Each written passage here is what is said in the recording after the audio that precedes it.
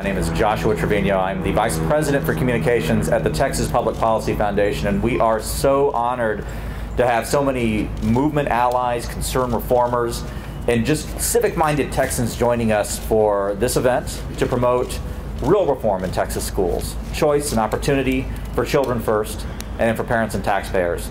That's the accountability that we want and need. And to expand upon that, we're going to have a distinguished array of speakers. They're going to rotate through, and then there will be an opportunity to take questions right afterwards. So with that, let me introduce, and it's a privilege to introduce, the Executive Director of the Texas Public Policy Foundation, Arlene Wohlgemuth. Arlene, thanks so much. Thank you, Josh. Hey, Arlene. We all hear the words quoted frequently that Thomas Jefferson penned in our Declaration of Independence about life and liberty. But Thomas Jefferson also wrote about light and liberty.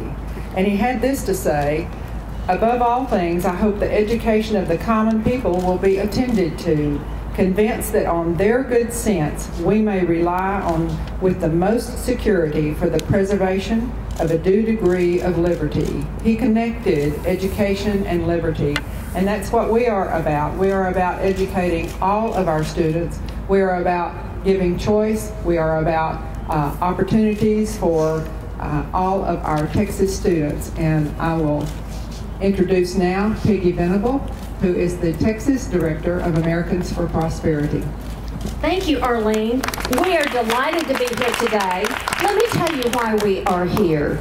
Imagine you're in the 6th grade and you dream of being a scientist, but you have been assigned to a failing public school. You want to stay in school, you want to go to college, but like many before you, those chances are really dim. Your parents don't have the opportunity to put you in a charter school. Those slots are all full. They don't have the money to put you in a private school. They can't homeschool you. Your zip code has determined your fate. And this is simply not acceptable in Texas. It is not acceptable that 300,000 students are stuck in 500 failing schools. It isn't acceptable that by the time I finish this sentence, one more student in America will have dropped out of school. It isn't acceptable that we spend only 50 cents out of each education dollar on instruction. It is not acceptable that we have one non-teacher for every teacher in Texas public schools.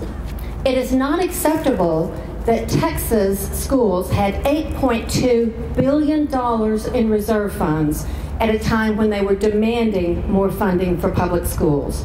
And it is not acceptable that Texas has spent 5 times more than the increase in student population over a 10-year period, and students' progress did not improve.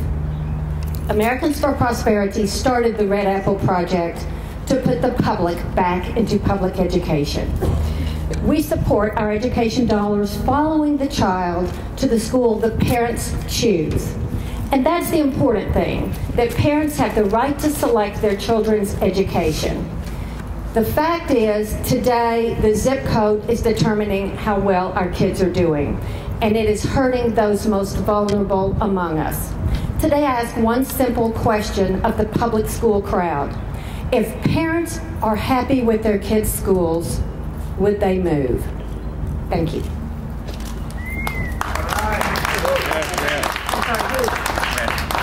Oh, and now I'll introduce Randan Swinson, who is Director of, or Coalition Director of Alliance for School Choice. Okay, thank you. Good morning. I wanted to just start with pointing out that last night I had the opportunity to have dinner with Diane Ravitch, who is the headline speaker for today's Save Texas Schools rally. And there's a lot of points that I want to make, and the first is that they are organizing today to demand more money. Our coalition is demanding more accountability and more parental choice. They're demanding more government. Our coalition wants more freedom for parents to choose. And finally, when you look at the name of their rally, Save Texas Schools, we're here to save Texas students. And the bottom line is that the status quo, the one-size-fits-all model, is no longer working for our students. Right now, your zip code determines where you go to school. We want to fight for children no matter what your background is, no matter what your family's income, no matter what neighborhood your parents live in. You deserve the same opportunities as every single student across the country and across the great state of Texas. So today I would like to urge every single legislator, Republican, Democrat, no matter who you are, to think about education reform as a nonpartisan issue. Because every day that we're wasting time playing party politics, we're putting another student's life at risk. And I just encourage everyone to think about education reform in the sense that this is our duty, a moral obligation to the students of our country and to the students of the state of Texas, that they deserve school choice options and they deserve the opportunity to attend the very best school that their family wants to send them to. Thank you.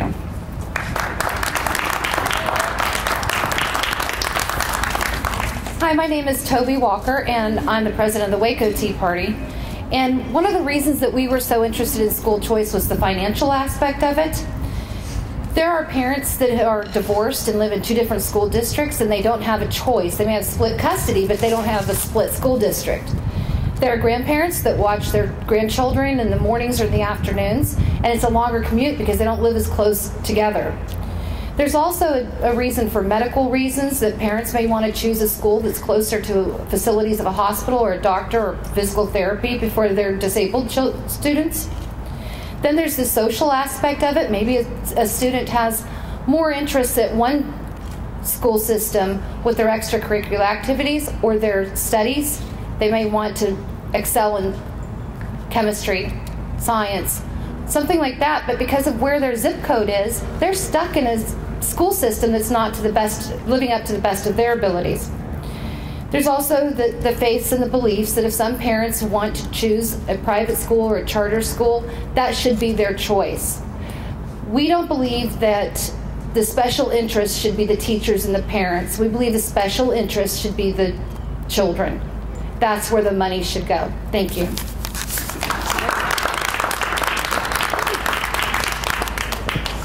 Howdy, my name is Nathan Opie. I'm with Empower Texans and Texans for Fiscal Responsibility. I want to thank all y'all for coming today. Education in our state is at a crossroads. Fortunately, this session we have an opportunity to enact systemic reforms. Before I joined Empower Texans for 2 years, I worked as a public school teacher in Houston ISD, where I had an opportunity to see the amazing students and dedicated teachers that we have in this state. But I also saw the challenges that they face every single day, and I know how broken the system is. Right? We throw money at the problem, we create new tests. We even tried racing our way to the top, yet none of it is working. Make no mistake, our students are not failing us, we are failing them. Because we've created a system that puts administrators and bureaucrats ahead of students, parents, and teachers. Never in my time in the classroom did my students need more administrative oversight. What they needed were engaged parents who were empowered with choices. Let's be clear, the single most important factor in a student's success in education is parental involvement. Right? Now, educrats will tell you that they want parents to be involved, but the fact of the matter is they don't. Because sure, it sounds great, but when parents are involved, that means there's real accountability. Right? Unfortunately, Texas' educational structure enslaves students in a system that determines their worth based off of their zip code. Simply put, we have too many kids in failing schools with no way out. So what's the solution? It's choice. Right? People who support students and want the best for them support strategies that get students out of failing schools immediately. Right? Parent triggers or lifting the cap off of charter schools are just a few of the options we can afford parents and students when we stop putting adult comfort ahead of student success. Now is the time for Texans to have real choices in education, and now is the time to save Texas's students. Next up, we got Chuck DeVore from TPPF. Good morning. I'm Chuck DeVore, Vice President for Policy with the Texas Public Policy Foundation. I'd like to leave you with just one very simple fact that is never discussed when it comes to education funding in the state of Texas. When you see per capita expenditure numbers, you often see people who contend that Texas is near the bottom in the United States. In fact, I think I saw something just yesterday that listed us as 10th from the bottom as far as spending per pupil. What none of these studies tell you is that Texas has the second lowest cost of living in America. We are at about 90% of the U.S. average in our cost of living. A lot of that is due to sound government policies that allow Texans to build homes, for example, without a lot of red tape or taxes. That drives the cost of housing down. And of course, if you have cheaper housing, you don't have to necessarily pay people as much to be able to survive, to live, to buy food and clothing and higher education opportunities for their children. California, on the other hand, has the third highest cost of living in America, some 42% higher than in Texas. And if you adjust the numbers that are shown nationally, what you'll find is that Texas spends at about 97% of the U.S. average when adjusted for cost of living. And what's fascinating about that is when you compare it to California, the biggest state, California actually dips to about 66% of the national average in per capita student spending. So 97%, ladies and gentlemen, is pretty average. And what that means is that Texas is, certainly compared to other states, more than adequately funding public education. The question is then, how do we make it better? We believe that choice, that some competition, that the ability for parents and students to choose the best educational opportunity for themselves will improve Texas schools far better than simply shoveling money at an unreformed system. Ladies and gentlemen, I'll be followed by Talmadge Heflin, who is the director of the Center for Fiscal Policy at the Texas Public Policy Foundation. Thank you, Chuck. Glad y'all are out today. I have a publication from the Comptroller, Your Money and Education Debt. I encourage you all to get that, go to her website and take a look at that. Because over the last, in this report, you'll find that over the last 10 years, public school debt has increased by more than 126%. We hear talk about if you give parents choice and they leave the public school system, look at all the money we'll lose. That's what the local school district leadership are telling you. But the fact is, if 1% of those children in the public school system was able to go to another school, one that was they could get a better education, 1%, $635 million in debt would be saved. That would be debt that the local taxpayers wouldn't have to service. If 10% elected to go to the private school system, $6.4 billion in debt would not have to be issued. Ladies and gentlemen, the public school system shouldn't be about better buildings, it should be about education. And to fill you in on that, we have the face of public education at Texas Public Policy Foundation, James Golsan. Thank you, Talmadge.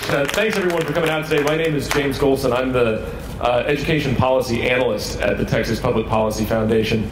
And the nature of my job is that I spend a lot of time researching and looking at the impact these choice programs around the country at this point have. And one of the things that I've found is that not only does choice improve opportunity for all students, or will improve opportunity for all students in Texas, all students who participate in these kind of programs, but they can benefit the entire education system as a whole as well.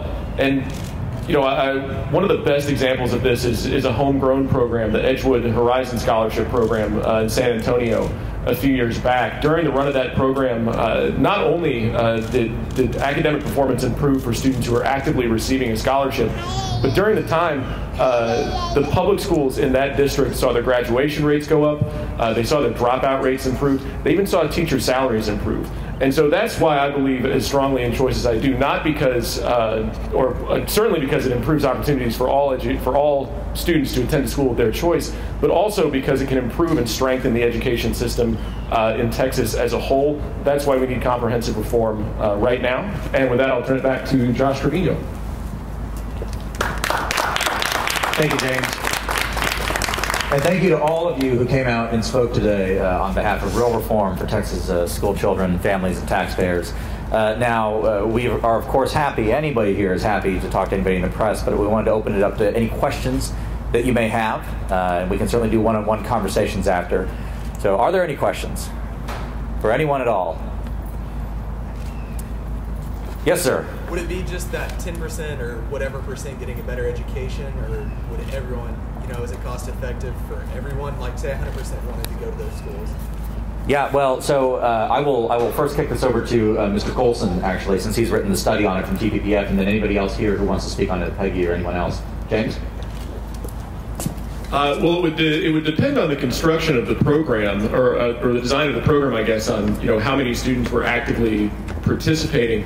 As I said in my remarks, the biggest benefit that I can think of for the education system as a whole is that in a competitive environment, public schools we've seen that they can thrive and improve. Just recently, the Florida Department of Education ran a study on their longstanding education tax credit program. They've had one going for a while. And they determined that not only had it been a benefit to students who were participating in the program, but a definitive benefit to the entire public education system in Florida as well. And Arlene? Just one note, when we're talking about choice, that is not the only aspect that we're talking about. One of the other proposals is home rule school that would allow a school district to elect to become more self-governing and be subject to fewer of the state mandates that cost time and money, and allow them to be innovative, would allow them to do things like take advantage of a truly exciting development in education, and that's blended learning, where you combine the traditional classroom and digital learning and a little bit of tutoring all in one classroom. So this is not exclusively by any stretch of the imagination talking about students leaving the public school. It also includes in the choice menu going from one public school to another public school. So there are many aspects to this. We're just saying, let's turn loose innovation. Let's bring education into the 21st century. Let's let local schools, let's let parents be a part of the process to improve education for everyone. Let's open it up and let's bring in the wonderful innovations that have occurred in other states, in charter schools. It's time for Texas to be a leader in these areas. Anyone else? Okay. Oh, question. Another question. We have one more answer. I want to answer your question. Just one minute. Sir, if you can take the microphone, and then you have a question then. Okay, no problem. My name is Bob Schoolfield, and my organization is Texans for Parental Choice in Education. The fortunate ones that would get some sort of scholarship to go to a different school would obviously benefit. There'd be many people that would stay behind. It creates competition. Also, when the scholarships put demand on the private schools, then there's an opportunity for the number of private schools to increase. That would give more capacity, and more kids in the future can use a scholarship. But it takes time, since there's been no money in the private school system, it takes time to build up that school system so they can handle more people. All right. Thank you much. Yeah. Sorry. Ma'am? Yes, Morgan Smith with the Texas Tribune. Are there proposals right now in the legislature that address some of the concerns that y'all have brought up today? Yes. Who wants to? Peggy, please. I can start with that. Certainly Senate Bill 2 is a start. It really lifts the cap on charter schools, and charter schools are a very important form of choice. It also has provisions for charter schools to be able to use mothballed or idle public schools, and we think that is a really important aspect of providing more choices for kids, because we taxpayers have paid for those facilities. As Talmadge Heflin said, school districts have grown deeper in debt. Right now, they're $107 billion in debt in Texas. It grew $1 billion in 1 year, most of those for facilities. We do want those unused facilities to be available for charter schools. Thank you. I have a question. Yes, sir.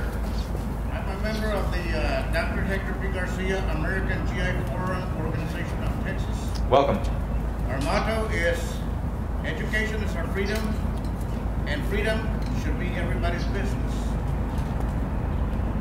Where does that $5.4 billion that was taken out of the education fund fit in with the schools that have been forced to shut their doors, and now since they're vacant, the private enterprise, which is the charter schools, want to move in and save those schools that were vacated because of lack of the $5.4 billion that was taken out of the education system. Isn't that like starting a fire so that there's a demand for a fire department?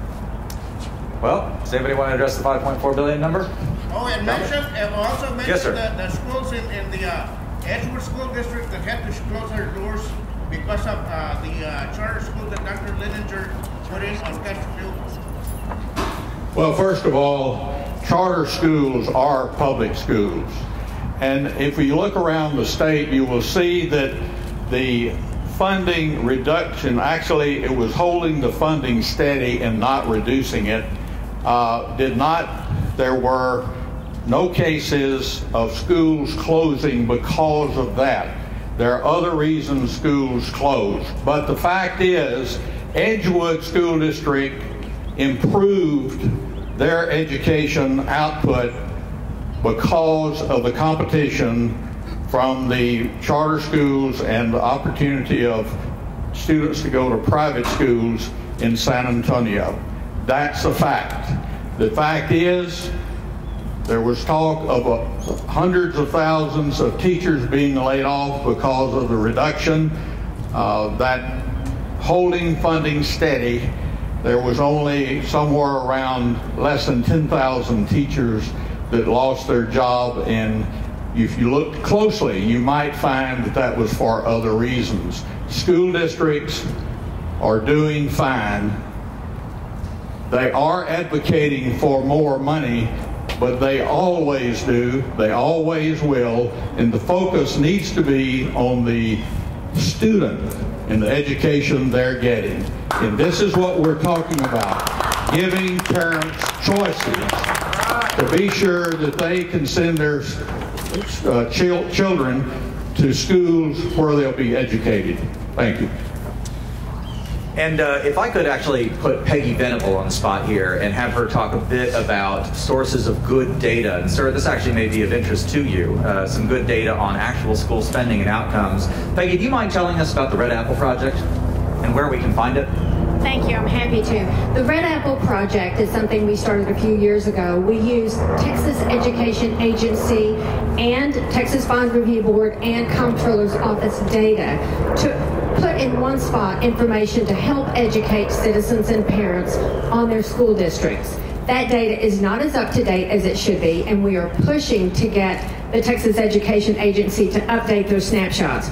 But I will simply refer to the gentleman's question, who is now left, and the fact that over this 10-year period, when education spending grew at a rate of almost 5 times faster than enrollment, with enrollment being the green line, spending being the blue line, we have continued to fund education more and more.